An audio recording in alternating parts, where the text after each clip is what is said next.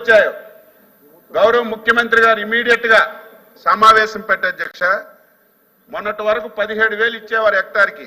ఈరోజు వరి, వేరుశెనగ, పత్తి మరియు చెరకు పంటలకు 17,000 నుంచి 25,000 రూపాయలు ఒకేసారి పెంచాం అధ్యక్ష.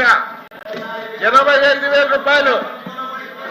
అదేవిధంగా ఇతర పంటలకి 15,000 రూపాయలు ఈరోజు ఇన్పుట్ సబ్సిడీ ఇస్తున్నాం అధ్యక్ష. ఇవ్వడమే కాదు, చరిత్రలో మొన్న ఏదైతే ఆగస్టు సెప్టెంబర్ నెలలో ఉడమేరు కానీ ఈ ప్రాంతం అంతా భారీ వర్షాలు వచ్చి నష్టపోతే 25 రోజుల్లో మొత్తం ఎన్రోల్మెంట్ చేయించి 319.08 కోట్ల రూపాయలు. మరొకసారి చదువుతున్నాను, 319.08 కోట్ల రూపాయలు డైరెక్ట్ గా 20 రోజుల్లోనే రైతుల ఖాతాలు వేసిన ప్రభుత్వం అధ్యక్ష. ఇది డైరెక్ట్ గా వేసాం. ఈ రోజు ఇంతకంటే ఇంకొక విషయం, ఇంతవరకు అధ్యక్ష కౌలు రైతుల ఖాతాల్లో ఇప్పుడు డబ్బులే లేదు.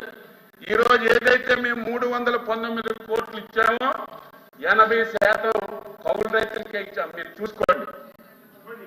ఈరోజు ఆ రకంగా స్పందించాం అధ్యక్ష.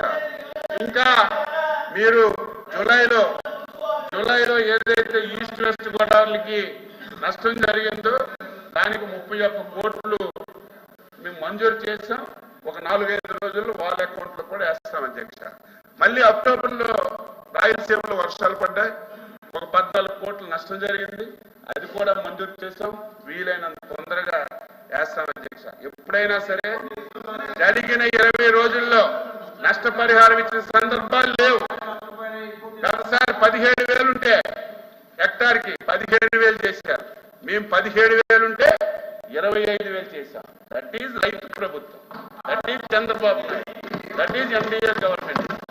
ఇదేదో నేను గొప్ప చెప్పడం కాదు, ఉపన్యాసాలు ఇవ్వడం కాదు, మీకు అందుకే చెప్తున్నా. మీరు ఎంత తక్కువ మాట్లాడితే అంత గౌరవం మీకు. మీరు ఏదో చేసినట్టుగా అన్ని ఇచ్చేసాం, అన్ని ఇచ్చిస్తే 23% వృద్ధి రేటు ఉన్నటువంటి అన్ని ఇచ్చిస్తే 23% వృద్ధి రేటు ఉన్నటువంటి వ్యవసాయం 29% వెళ్ళాలి. 29% వెళ్ళాలి. 11% పడిపోయింది. ఈ లెక్కలు ఎవరు దాచేరు? ప్రభుత్వాలు మారినా లెక్కలన్నీ ఉంటాయి. కాబట్టి తప్పనిసరిగా ఇమీడియట్ గా నష్టపరిహారం ఇచ్చాం. ఇంకా ఇవ్వాల్సింది కూడా తొందరగా ఇస్తామని మీ ద్వారా ఈరోజు సభ్యులందరికీ, మీ ద్వారా రాష్ట్రంలో ఉన్నటువంటి రైతులందరికీ తెలియజేస్తున్నాను. Question number 13521 minister for revenue. Thank you speaker sir. Speaker sir, సభ్యులు అడిగిన క్వశ్చన్లకి అధ్యక్ష, ఏ ప్రశ్నకు అధ్యక్ష 29/11/2021 తేదీన అధ్యక్ష రెవెన్యూ శాఖ GOMS 343 ద్వారా ప్రభుత్వం విశాఖపట్నం జిల్లాలో భీమునిపట్నం మండలం కొత్త వలస గ్రామంలో సర్వే నంబర్ 102/2లో గల 7 ఎకరాల 70 సెంట్ల విస్తీర్ణం మరియు సర్వే నంబర్ 103లో గల 7 ఎకరాల 30 సెంట్ల విస్తీర్ణం గల ప్రభుత్వ భూమిని సంస్కృత పాఠశాల, వేద వైద్య మరియు కార్యకలాపాలకు విస్తరణ కోసం ఎకరాకు ₹1,00,000 చొప్పున చెల్లింపుపై విశాఖపట్నంలోని శ్రీ శారదా పీఠం ట్రస్టీ పేరిట కేటాయించడం కోసం ఆదేశించడం అయింది. బి ప్రశ్నకు అధ్యక్ష అవునండి. సి ప్రశ్నకు అధ్యక్ష ఎకరానికి ₹1.5 కోట్లు మార్కెట్ విలువను వసూలు చేయాలని కలెక్టర్ ప్రతిపాదించడం జరిగింది. అయితే భూమిని ఎకరాకు ₹1,00,000కి రేటు కట్టి చెప్పున కేటాయించడం అయింది. ఇది పూర్తిగా అక్రమం. సంస్థ మినహాయింపు పొందడానికి వీలుగా BSO 24 మరియు OG 571 నిబంధనలు కూడా సడలించలేదు. పరిపాలనా శాఖ సవరించిన అనుబంధం 11కు సమర్పించలేదు. అధ్యక్ష, సదరు ప్రతిపాదకు విశాఖపట్నం GVMC తీర్మానం పొందలేదు. GO 571 ప్రకారం స్థానిక సంస్థ నుండి ఎటువంటి NOC కూడా తీసుకోలేదు అధ్యక్ష. తప్పనిసరి అది. ట్రస్ట్ డీడ్ ప్రకారం సంస్థ పీఠాధిపతి పర్యవేక్షణలో ఉంది. అయితే వారి అభ్యర్థనలో ఆథరైజ్డ్ కాని ట్రస్టీ నుండి ఉనికిలో లేని వ్యక్తుల పేరిట అధికారం లేని ఉత్తరాధికారి పేరిట వారి యొక్క ఆర్డర్లు కోవటమైంది అధ్యక్ష. అలాగే అధ్యక్ష, భూమి కేటాయింపు అన్యాక్రాంతం 14 9-2012 తేదీ గల GOMS 571 ప్రకారం అధ్యక్ష ప్రభుత్వ భూమి కేటాయింపు విధానంలో 3A ను ఉల్లంఘిస్తున్నది అధ్యక్ష. ఇది ప్రభుత్వ భూమి శాస్త్రీయ మరియు న్యాయబద్ధత కేటాయింపులకు తప్పనిసరిగా చేస్తుంది అధ్యక్ష. ఏదైతే క్లాస్ 3 లేదా కేటగిరీలో వివరించిన విధంగా ప్రభుత్వ భూమిని ప్రజా ప్రయోజనాల కోసం మాత్రమే కేటాయించేందుకు అనుమతిస్తుంది అధ్యక్ష.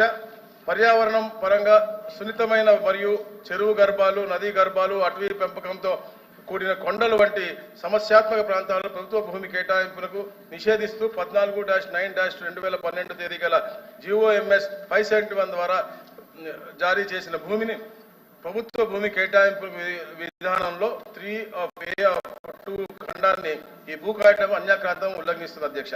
అయితే అధ్యక్ష పై పరిశీలన ఆధారంగా చేసుకుని 28-10-2024 తేదీ గల రెవెన్యూ శాఖ GOMS నంబర్ 237 ద్వారా శారదాపీఠంకి కేటాయింపు చేసిన భూ కేటాయింపును రద్దు చేస్తూ ప్రభుత్వం ఆర్డర్ ఇచ్చింది అధ్యక్ష. తదనుసారంగా భీమునిపట్నం తహసీల్దార్ 29-10-2024 తేదీన పంచనామా నిర్వహించి భూములను తిరిగి స్వాధీనం చేసుకోవడం జరిగింది. రామారావు. అధ్యక్ష, గౌరవ మంత్రివర్యులు చాలా డీటెయిల్డ్గా నోట్ ఇవ్వడం జరిగింది. ఇది అడ్డగోలుగా అనేక అవకతవకలతో ఈ శారదాపేటకి 15 ఎకరాలు కేటాయించడం జరిగింది. ఇది కూటమి ప్రభుత్వం వచ్చిన తర్వాత ఈ అవకతవకలన్నీ ప్రభుత్వం దృష్టికి వచ్చిన పిదప క్యాబినెట్లో దీన్ని అప్రూవ్ చేసి పై GOMS నంబర్ 237 ద్వారా దీన్ని క్యాన్సిల్ చేశారు. కాబట్టి దీనిలో ఫర్దర్ డిస్కషన్ అవసరం లేదని అనుకుంటున్నాను. కాకపోతే దీని సప్లిమెంటరీగా నేను 2 ప్రశ్నలు గౌరవ మంత్రి గారి ద్వారా మిమ్మల్ని అడుగుతున్నాను. ఒకటి ఏంటంటే, శారదాపేట ఎక్కడైతే చిన్నముషుడివాడలో ఉందో ఆ శారదా